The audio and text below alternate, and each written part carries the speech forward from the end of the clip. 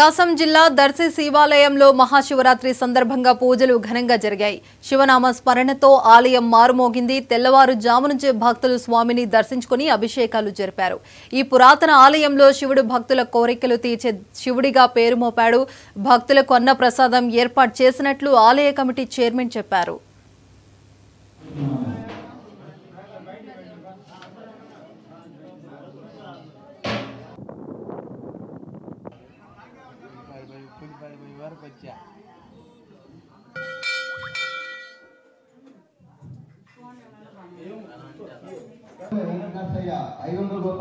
దేవస్థానం మహాశివరాత్రి సందర్భంగా అత్యంత వైభవపేతంగా శైవాగమోక్తంలో ఆలయ అర్చనాది బాగున్నాయి.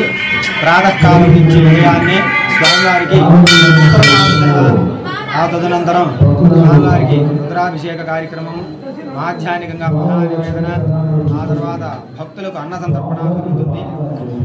వార్షికోత్సవంగా సాయంకాలం 4 గంటలకు గ్రామోత్సవం జరుగుతుంది.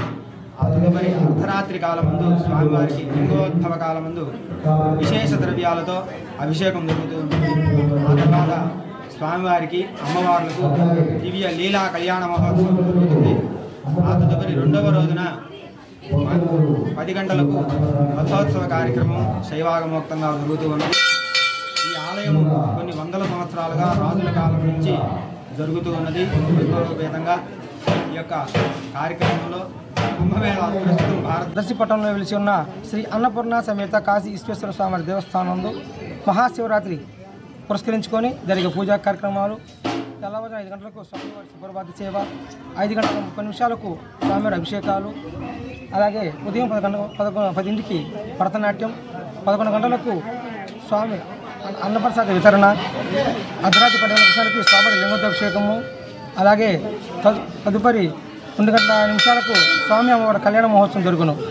అలాగే 20వ తారీఖు శుక్రవారం అనగా ఉదయం 11 గంటలకు స్వామి అమ్మవార్ల రథోత్సవం కన్నుల పండుగ జరుగును.